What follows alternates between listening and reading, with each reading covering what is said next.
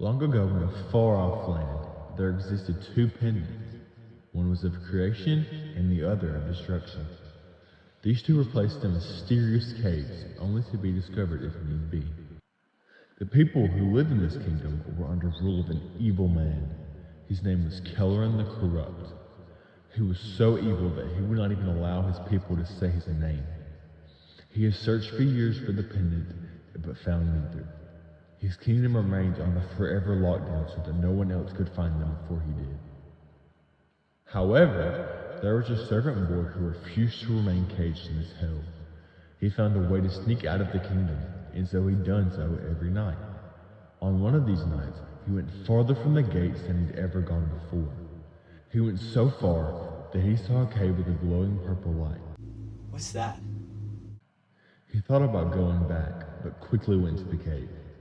He followed the glow into a cavern, and as he entered, he saw a crystal necklace of some sort.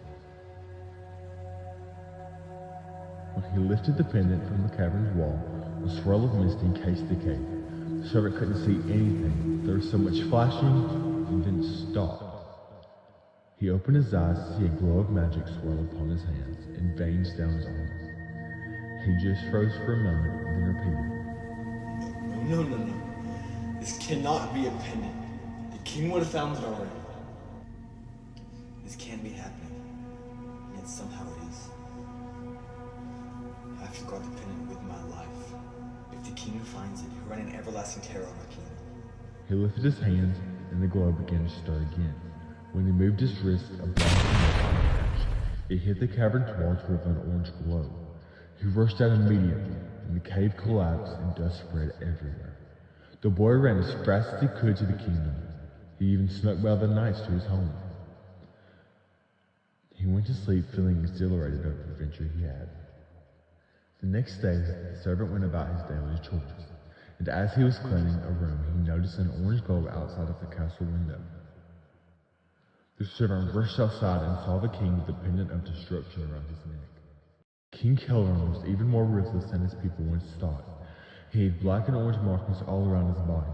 Black and orange magic swirled around his arms and would flow into his hands, releasing a blast on a village hut. The servant boy quickly hid behind a hut that was still standing. Before he could even think, a glowing figure emerged from the pendant of creation. You can stop this terror. What? No. Who are you? I'm the magic inside of the pendant, and I chose you because I believe in you. You can't do this. He has the other pendant. I'm no match. I'll die. You are so much more than you believe yourself to be. Release my power and let it course through your veins, and I'll show you how strong you really are. The servant gripped the pendant tightly in his hands, and the magic that once stood before him encased him in a swirl of mist. As he came out from behind the hut where he once cowered, he stood tall and ready for a fight. Kelleran, who dares speak my name? I do.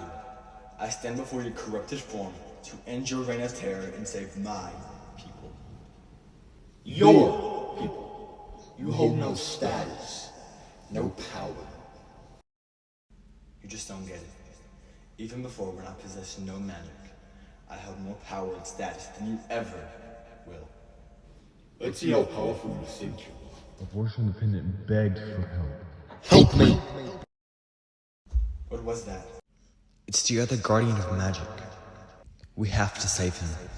You've helped me in ways which I never knew were possible. I would do anything for you. The king began to shed attacks to the servant, but he dodged and deflected them at every turn. The creation magic he wielded slashed through the destructive magic he sent the servant's way.